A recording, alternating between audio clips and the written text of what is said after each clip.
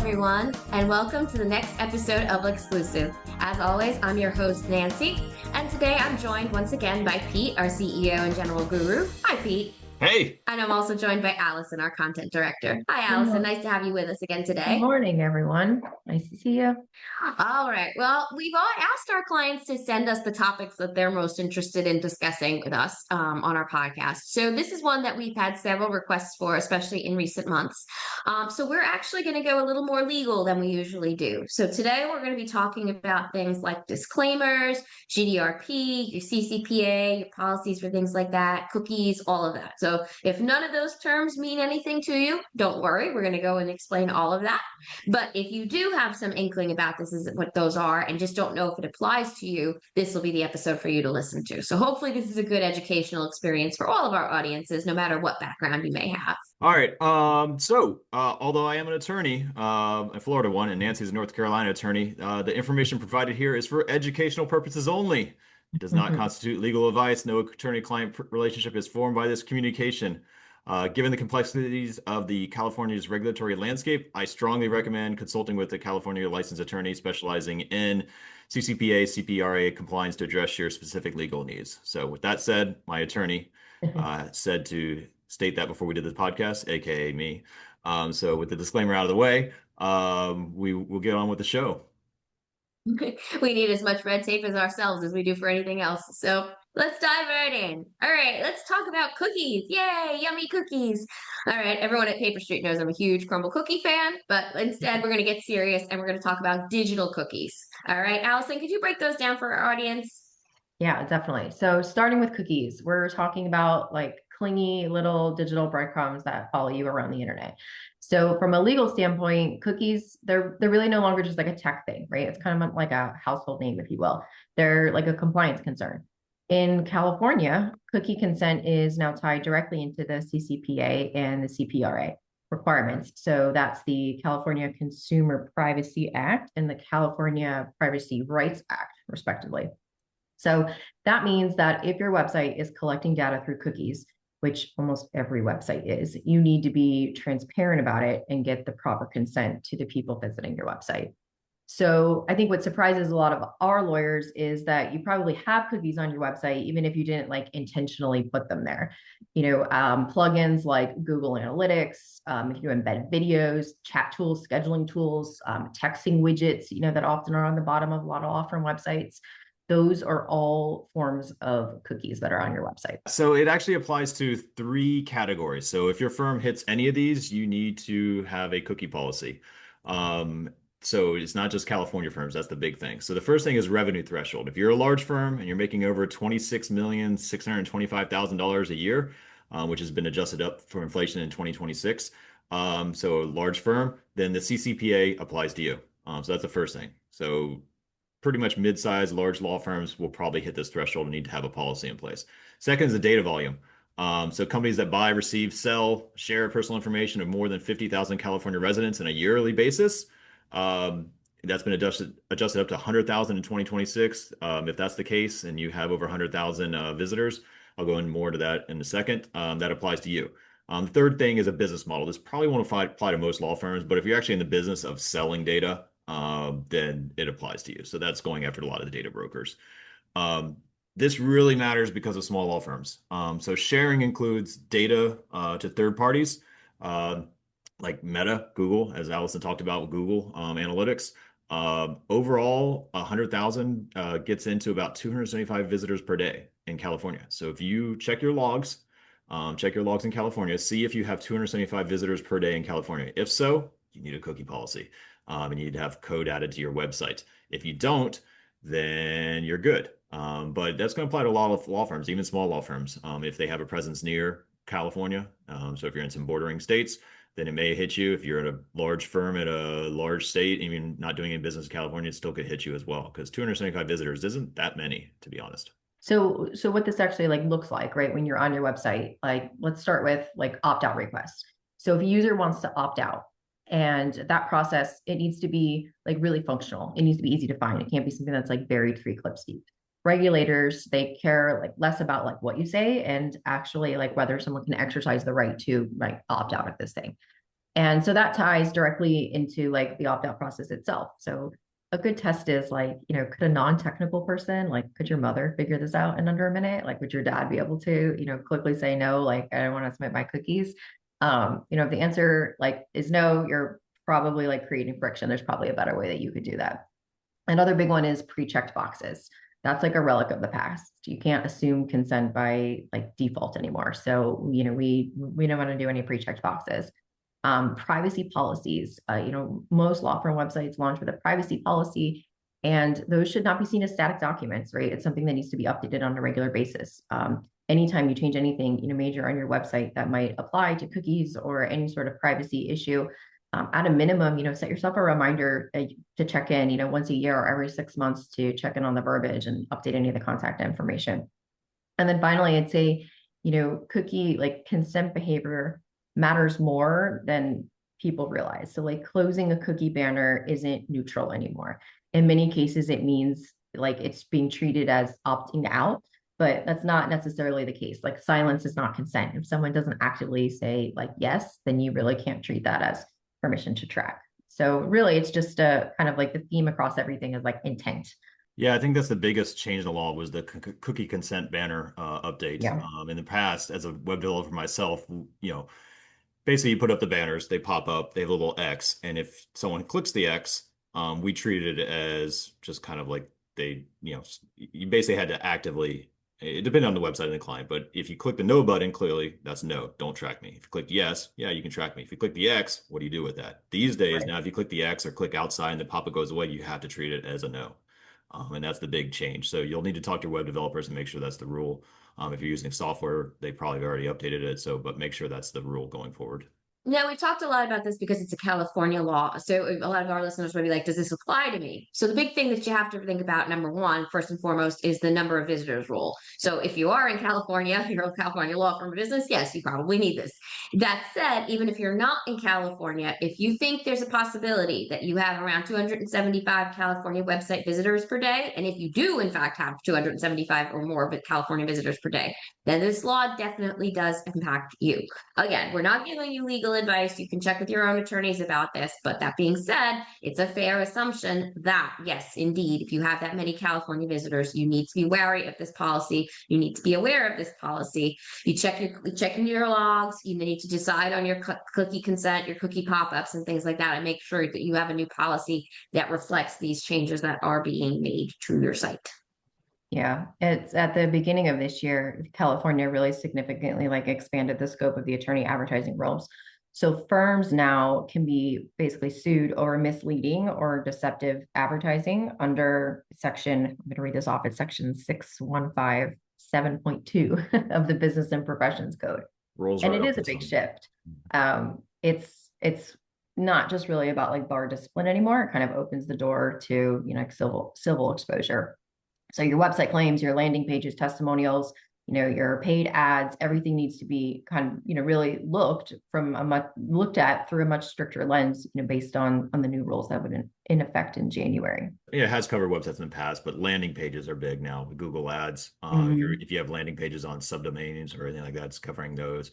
Paid search ads are going to be a big change. Paid social ads, sponsored posts, boosted posts, and then any lead generation. Pretty much any advertising online. Do you want to read off the law, Allison? Yeah. I'm going to read exactly what it says here verbatim. So advertisement means any communication through any written, recorded, or electronic means, whether available to or directed generally to members of the public or a limited group of individuals, that provides information concerning a lawyer or the lawyer's services for the purpose of encouraging individuals to secure the services of the lawyer or their law firm. So electric medium means television, radio, or computer networks. In short, it basically covers all attorney ads. Anything you are writing on, that you are typing into the computer, needs to be, looked at through this new lens. Yeah, and the biggest change to this really comes down to, obviously websites, landing pages, page search ads, all the things we went over previously. But the big change is you need to disclose a city, town, or county of at least one bona fide office location or address of record listed at the State Bar of California. So you need to have an office address on these things. Website, that's pretty easy. Put your office address on the website. Yeah. That's a no-brainer. Landing pages, no-brainer. Paid search ads, yeah, it gets a little tougher. You need to put that. Paid social ads, definitely getting tougher because you're limited on character spaces, things like that. But you need to have these things.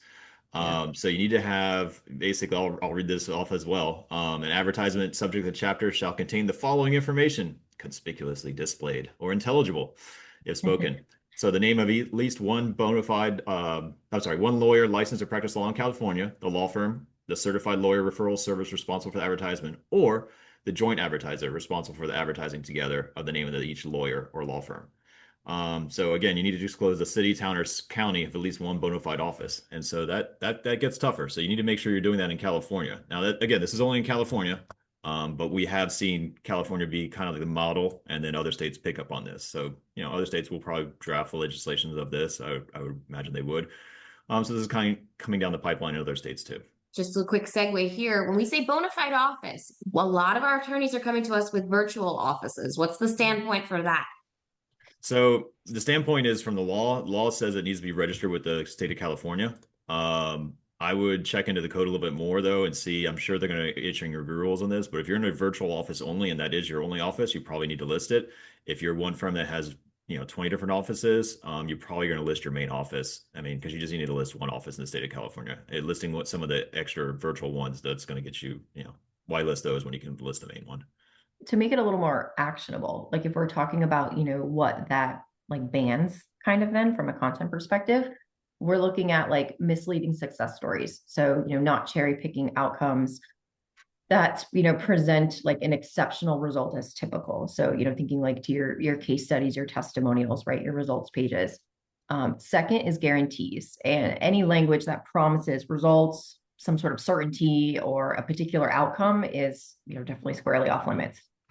Third, fast cash or quick settlement claims. So phrases like, get paid fast or quick money, fast cash, instant settlements, anything like that's kind of like promissory like that, we're going to stay away from.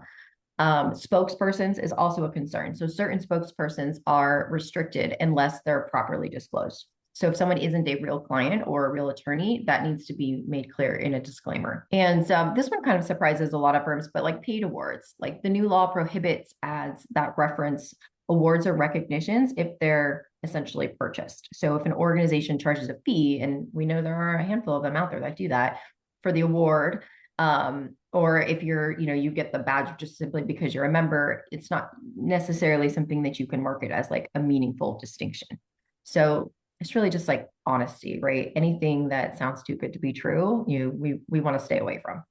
Yeah, there's going to be some suits on that, I have a feeling. I think it's going to be how the process goes. So if you win the award and then have to pay for the badge or pay for the the actual trophy and stuff like that, that happens in a lot of cases. Yeah. I think those are going to be allowed. That's just my gut feeling. I don't have a thing. But if you're buying paying some company, $100, $5,000, $10,000, whatever it is, and then they're giving you a badge or making up an award, that's probably not going to be allowed anymore. So be careful on that. That's an important distinction. That industry exists out there. So it's very actually just prevalent for law firms too, because actually I have this particular experience firsthand where lawyers of distinction is one where they'll tell you that you only can say you won the award if you pay.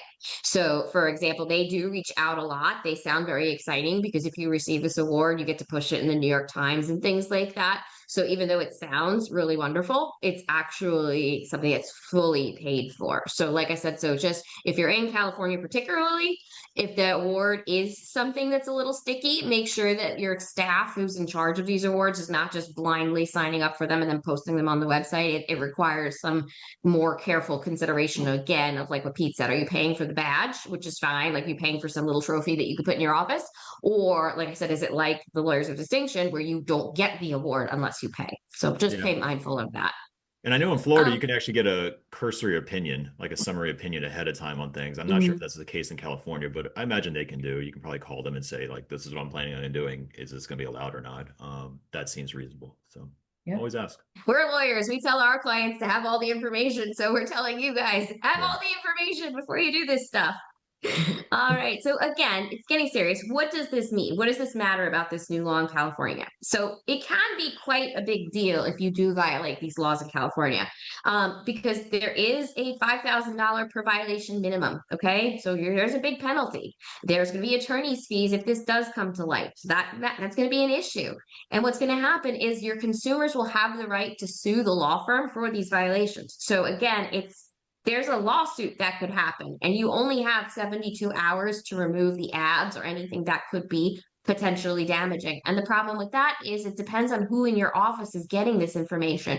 So, for example, if some sort of complaint like that just gets passed on to some legal assistant who may not know that this is a real thing, that this is a real law that you have to worry about, then you got 72 hours and you run the risk of $5,000 of the violation fee, attorney's fees, all that. So this is a serious matter, and it is worth thinking about. I mean, again, for some firms, $5,000 might be a drop in the bucket, but why should you have that attached to your name? It's not something that should really be concerned about. And, also the one thing that I want to mention too is if you are listening to us and you don't have anything to do with California, this is actually something that happens a lot in your states that may not be a state law yet, but it is part of your state bar's ethical guidelines. For example, one of the big things that we come across in all the time is New Jersey, where it's not a law. It doesn't have the state law like California does, but their state bar, the bar associations, do not let you use certain terms. Like you can't say you're an expert in certain things, and you could face fees, sanctions, and problems with the bar itself. So I think now is a good time because this law popped up in California that other states may take whatever was a state bar rule in your state already and turn it into something that's more encompassing for you to be wary of. So like I said, all ears should be listening to these laws and evaluating if this law changes to my state tomorrow, or does this connect to something in my state bar's rules and guidelines and ethics, you should be paying attention, you should be listening and going back over everything to make sure that you don't leave yourself vulnerable to these kinds of, not attacks, so to speak, but just penalties. You don't want to be penalized for something that you really truly didn't need to do. Yeah, definitely save yourself a headache. And something that can help save yourself a headache is the disclaimers. So I know we kind of like touched on it a little earlier, but there's certain, I think, like bright green flags that you want your disclaimer to do. So first, I would say like the anti-advice clause. So I know this is going to sound really obvious to the lawyers listening, right? But not maybe so much to the average Jane or Joe. But your law firm website, the disclaimer at the bottom of your website needs to clearly state that simply browsing the site is not creating an attorney-client relationship, right? Nor is submitting a contact form. And so that kind of goes into like transmission risks with the contact form. They're so common, they're so convenient, right? Forms, almost every website we build at PaperStreet has a contact form, but they're not automatically confidential in, I don't know, a way that someone who's maybe not so techie might assume. So until there's like some signed agreement between you and said client, the communication via contact form doesn't kind of create the same protections that a lot of people might assume they have whenever they're talking to a lawyer, because that's kind of the way movies picture it. And, we read about it in books. So it's important to remind visitors in your disclaimer not to submit sensitive details through the general inquiry form, right? That's not necessarily confidential. And then like Nancy mentioned, we have bar rules and special occasions based on like what state you're in. So, we mentioned expert and specialist. Those are really common ones. We actually just don't even use those words at PaperStreet because they're kind of really common throughout the country, being, preferred not to use. So those small details, while they seem minor, they're a really easy thing for the ethics board to comment on and pull out right away. And like Nancy said, cause yourself a complaint and a lot of headache. So if you give your disclaimer a little bit of love once a year, 6 months, set a reminder for yourself, and that can really probably help you avoid some of these issues. Yeah, and for everybody listening too, a lot of times people are very quick to bury the disclaimer. Yeah, I have it somewhere. It's on my site. Yeah, they'll find it. But you have to kind of have, like what Pete had said earlier, have your grandparent try to find it, your parent try to find it, have your spouse try to find it. If something, even though you as a lawyer, like, yeah, it's here, everybody can see it, it's fine.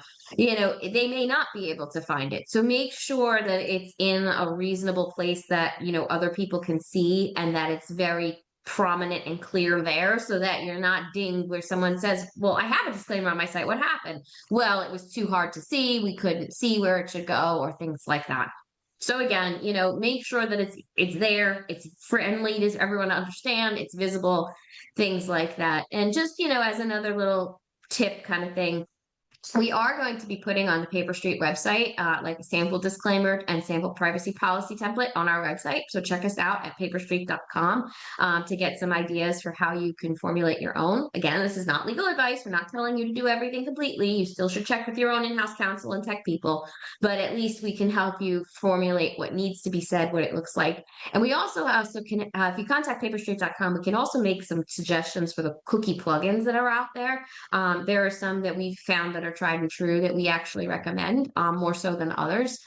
So that is always a good option too. Again, you need that legal assistance to make sure you're doing all the right rules. But then once you know you're doing that, those tools can make your life a lot easier. A successful web development company who knows where to put these disclaimers and things like that, make sure you make use of all the tools that are available to you so that you don't run afoul with this kind of law and policies.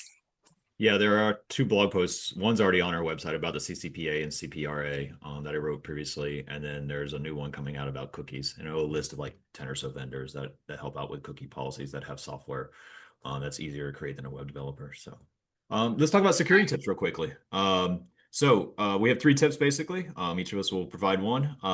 The first one I want to have is a security handshake. At this stage, almost all websites, I'd say 98, 99% of websites out there have an SSL certificate. Sounds fancy. Actually, it technically is a TLS certificate, but everyone calls them SSLs. And so what that does is just encrypt the data. So when you're contacting the website and they're sending information back and forth, the data is encrypted. So that's where you see the nice little HTTPS, sometimes a gold lockbox, sometimes a little secure key, depends on what browser you're in. And those are renewed. We use Let's Encrypt. It's free. It renews every 90 days. Other people use certificates that are wildcards and they're really detailed, and they can do all different domain names and subdomain names and various things. But talk to your web developer. Every website at this stage should come with one. So that's just kind of standard. I'll actually interject and say it's not as standard as you might think for our older clients that have older websites, because unfortunately, a lot of our clients haven't updated their websites, not just our clients, law attorneys in general. Like, oh, they updated like 10 years ago or something like that. And they forgot, hey, wait, I never actually listened to PaperStreet without adding an SSL or something like that. So you need to make sure that you still have an SSL. If you have an old website, you need to pay attention to make sure that you do have one, because unfortunately, we'll get that panic message too late. We're like, oh, wait, I didn't realize I don't have an SSL. So some clients can't see my site. What do I need to do? What do I need to do? And we can fix it very quickly, which is good. But like I said, you need to stay on top of these things. You need to kind of keep your ear to the ground when it comes to these sort of security issues and things like that.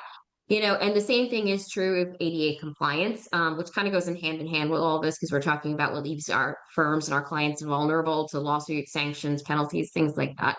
It's true of ADA compliance too. A lot of our clients will be like, oh yeah, when our website launched, we got confirmation it was ADA compliant. Yes, of course it is.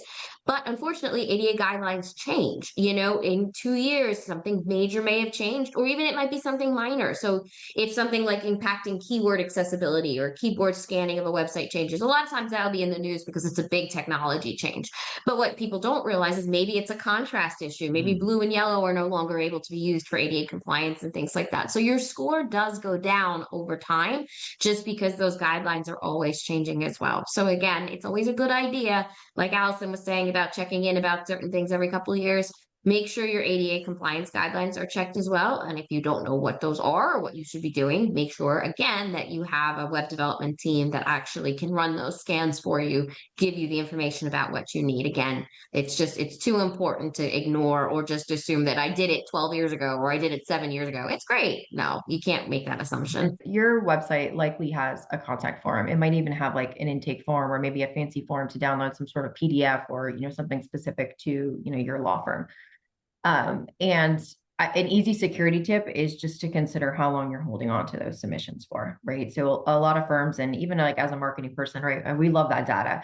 But you can hang on to that submission indefinitely or for really long periods of time, just in case for a rainy day. You might need it someday, but the more data you keep and the longer you keep it, the more exposure you have if there's ever like a breach or an audit. So really, you should only be collecting the data you need, right? Don't ask extra questions just for the sake of asking questions, and only keep it for as long as you actually need it. Once that person's a client, we don't need that data anymore. We can delete it and we don't need to store it. It's an easy security tip. Like everything else, the world is changing constantly. And one of the things is your website is not, to use an analogy like our Vice President Alex loves to use, but we're going to use one here too. Your website is not a crock pot. You can't set it and forget it. You need to treat it like a frying pan, where if you constantly don't monitor it and take care of it and nourish it, you don't want to end up with burned food. And in that kind of case, you don't want to get burned because you let your site go too long without doing some sort of security check. Sorry for bad legal humor, but we're trying to make this podcast as intelligent and entertaining as possible when we're digging into some heavier legal topics here. But again, very seriously, keep an eye on your website. Think about an audit checklist that you should be keeping in mind. Again, this is just something that you should be doing, and then have your IT team or your in-house counsel or whoever look at these things further. Check your footer links, make sure they work. If that's where your disclaimers are, can they actually open? Do they actually have the information that they need to have?